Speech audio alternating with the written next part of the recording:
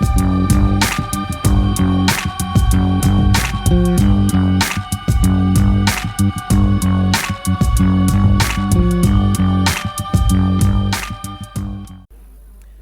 everyone and welcome. Welcome back to Giant Fire Breathing Robot YouTube channel. My name is Craig Withers.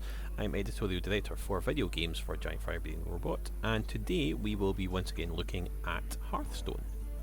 In our last video we had a quick look at a fairly basic game of Hearthstone in action, just to try and give you a taste for how the game plays, how some of the mechanics work. But for this video I thought we would take a different tack and we'll look at some of the underlying mechanics of the game, some of the nitty gritty. We will look under the hood, so to speak, and what we'll do is we'll look at the cards in the game, how you build up your collection of cards and the different types of cards that are available to you, and if we have time we'll look at the crafting system in the game, where you can disenchant cards that you own and you can create new cards that you wish.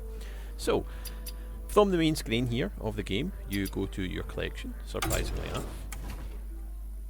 And the default view is, as you can see here, all of the classes in the game are arrayed across the top of your spellbook, for lack of a better term here, along with the neutral cards available to all of the classes.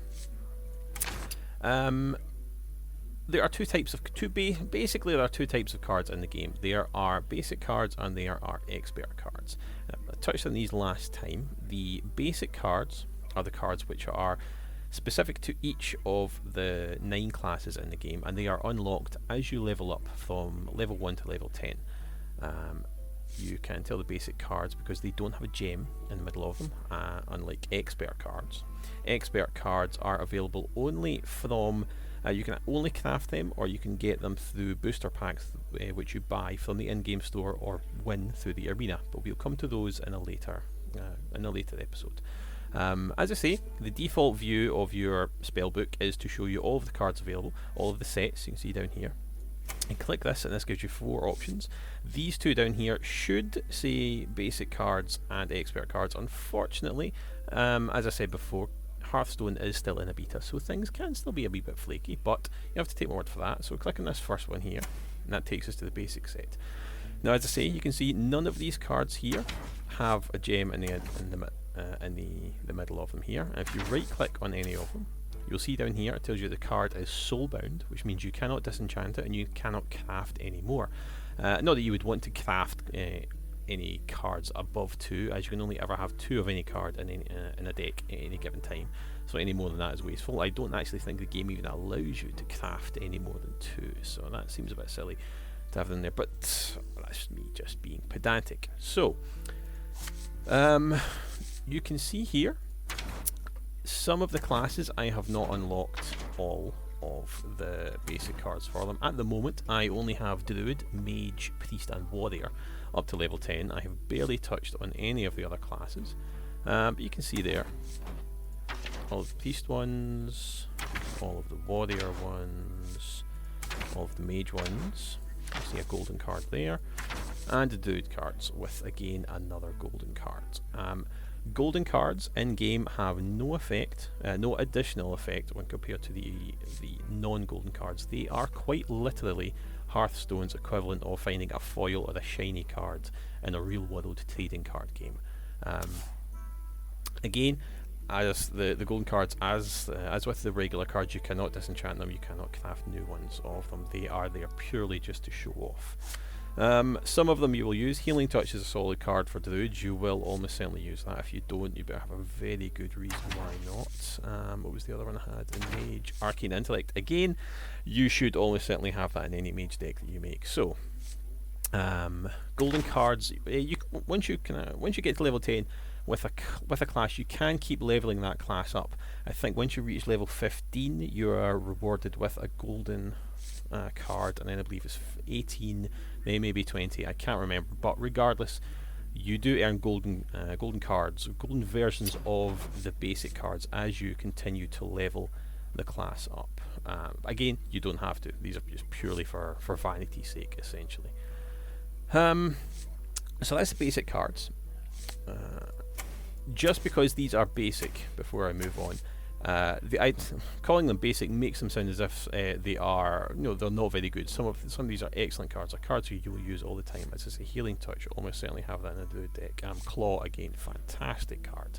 Mark of the Wild, another really, really good card. Ironbark Protector, pricey, kind of situational. Depends on the type of deck that you want to play, but still an excellent card. Starfire, on the fence with that one. Swipe, fantastic card, mainstay of almost every Druid deck I've seen. So just because these are basic cards does not mean they are basic cards. Moving on, look at again, this should say Expert set. Expert cards are available only from booster packs. Booster packs are available only from the in-game store or from the arena, which, as I said earlier, we will come to in a later episode. You can either buy booster packs with in-game gold, which you earn through the arena or through daily quests. You can also buy them for real world money. But again, we'll come to that. As I keep saying, we'll come to that later. Expert cards you can see they have a gem in the middle here, and as with, let me see where they've got the most. You see, I don't actually have an awful lot of these. Because I think I've only purchased maybe 3 or 4 packs, or one. I've only won a couple of packs from Arena as well, mostly because I'm not very good, mostly because I haven't really done any of it. Now, as with Warcraft, there are several levels of expert cards. As with Warcraft, they start off down at common with a white gem in the middle. You see here. They go up to rare with the blue gem. They then take a step up to epic here with the purple gem. There are also orange expert cards, which are legendary ones. I'll show you some of them shortly. So again, as with Warcraft, the higher a card is, the quote-unquote better it should be. That being said, there are some common cards which are superior to epic cards, and of course vice versa. Almost everything in the game is situational, just because if you're in a situation where, for example, the Murloc War Leader is an excellent card in an all Murloc deck, drop it into a deck without Murlocs and it becomes weak, for example. That's a fairly obvious example, but there you go. You may also have noticed there are 2 other tabs here. Reward set. At the moment, there are only 2 cards in here. If you collect all of the Murloc cards in the game, you are rewarded with an extra Murloc card. Old One Eye, I think it's called off the top of my head. And if you collect all of the pirate cards in the game, you are rewarded with an Admiral's Parrot, I think. But regardless, these are just essentially bonus cards which you cannot buy, you cannot create, and you cannot win. You only receive them for, as I say, completing essentially those 2 sets, so they are literally rewards. Promo set, again, much like the rewards, you can't buy these, you can't create them, you can't win them. They are redeemed from cards which were available at BlizzCon, which were the Elite Tauren Chieftain. And there's also, because the game is still in beta, anyone who actually pays money to the shop, real world money to the shop, receives a legendary card of Gelbin Mechatork. Which is not, it's a legendary card, but it's not actually that good. But hopefully we'll see that later on after I've spent some real money in the shop, but we're not going to look at that today. Okay, so if you go back to the expert set, as you can see here, the default setting is to show only the cards that you have, which is useful but limited. Click on crafting mode. What this does is it opens up and shows you all of the cards available to each class. Also allows you to click on the cards that you don't own, and if you have Arcane Dust, you can create this new card. Now, where do I get Arcane Dust from? I hear you cry, or not. You create Arcane Dust by selecting cards you already own and disenchanting them. This destroys a card, gives you a small amount of Arcane Dust which you can save up and then spend to create your cards. As I said before, you can only ever have 2 of any card in a deck, so having more than 2 is pointless. There's no need. Once you get 3, 4, maybe even 5, disenchant the other ones. There's no point. You see down here on the right hand side, you can create custom decks for yourself. You don't need any more than 2 cards. Any card can be in any deck any number of times, up to 2 obviously. So I have 2 Soul of the Forest. I could have 9 decks and have 2 Souls of the Forest in every single one of those, and it wouldn't make any difference whatsoever. So what we do then is, if once we have a card we do not need or we do not want, we disenchant it. So, as it so happens, I have a card I do not want. And as it also so happens, this is a golden card. I was playing some Arena yesterday and won a booster pack at the end of it, and lo and behold, a golden Demolisher card came out. Now, the Demolisher is not an especially good card in and of itself. If I had received the non-golden one, I almost certainly would have disenchanted it anyway. As it is, the disenchanting a golden version of a card, regardless of the type, gives you significantly more arcane dust than you would normally have.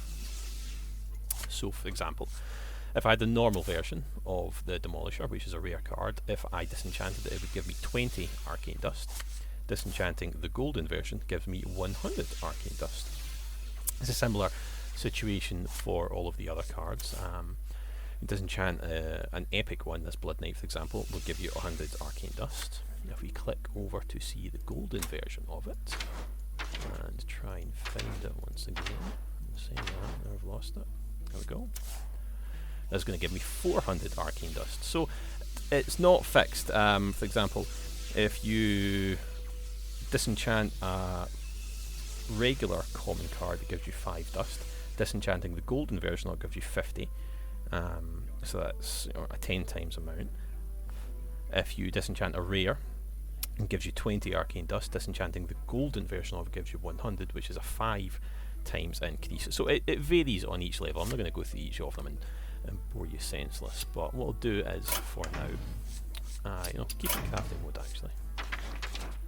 We'll untick golden cards because that's just going to be distracting. Find the Demolisher. So as I say, not a great card. A bit too random for the reason why it doesn't actually cost an awful lot of mana. It's only 3 mana for the 1/4, which seems odd. The 4 health gives it a fair bit of last ability, but it's not really going to do an awful lot of damage. That would be an awful lot better if it dealt damage at the end of your turn. Dealing damage at the start of your turn means you're going to bring it out 1 turn and it's going to sit there through your enemy's turn before it actually gets to do something. And 4 health is not especially high amount. It could quite easily be taken out, even at turn 3 at the earliest. So I'm not going to use it. Even if it was a reasonable card, I would probably just disenchant it just to show how this works, but quite simple. Select the card, disenchant, confirm,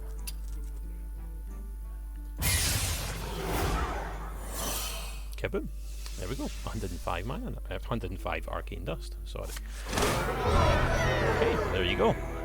Every so often, I was hoping this was going to come up, every so often there are hidden quests in the game. You will uncover them every so often. For example, the first time you reach 100 victories, you will earn some gold or some arcane dust. Usually it's gold, in-game gold, that you will unlock.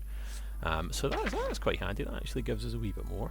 So you'll see now that what it does is it highlights all of the cards I can afford to make. For example, can't afford to make any epic cards because they cost 400 gold. Fortunately, I have no desire at the moment to create that. That's not true. That's not true. I do have a desire to create some epic cards, but what we'll do is, at the moment I am working on Priest and Druid. So I'm either going to make something for a Priest or something for my Druid. I can't quite decide. Now, with 200 arcane dust, I have enough to make 2 rare cards, which is quite handy. I could also make quite a few common. Make 4 common cards. The question is which to make. Let me see. I could do with another Silence actually, because that's an excellent card. Let me see. Again, That's also an excellent card. Decisions, decisions, decisions. Okay, what we'll do is we will just make something quickly just to show you how things work. Keeper of the Grove is an excellent card, so what I'm going to do is I'm going to pump out 2 of him. You can immediately undo it if you decide that was a terrible mistake or your finger slipped, which is quite handy, but that was not a mistake. And my finger didn't slip. Bang, go. All of my dust gone, and 2 new Keepers of the Grove available for me to use. If you see, if I right click back on them, I can disenchant them again, but now I'm only going to get the standard 20 arcane dust for each of those. So I think that'll do us for now. That's a nice short video for you. That's only 10 minutes. And tune in for the next video. I'm going to leave it there. It won't keep you too long. Tune in for our next video, in which we will take a look at creating a new deck from scratch. As you can see here, I mentioned before, we've got some custom decks down here. Some of these are terrible, which I'll get rid of. I'll actually get rid of all of them and take you through creating some brand new decks from scratch and explain the thinking behind some of them as well. And if we have time, we'll maybe even take one of them out to play. So once again, thank you very much for watching. My name is Craig Withers. Once again, this has been the Giant Fire Breathing Robot YouTube channel, and thank you very much for watching. If you liked what you saw, give us a like down below, share the video, subscribe, or even leave a comment if you feel brave. Thanks very much, and we will see you next time.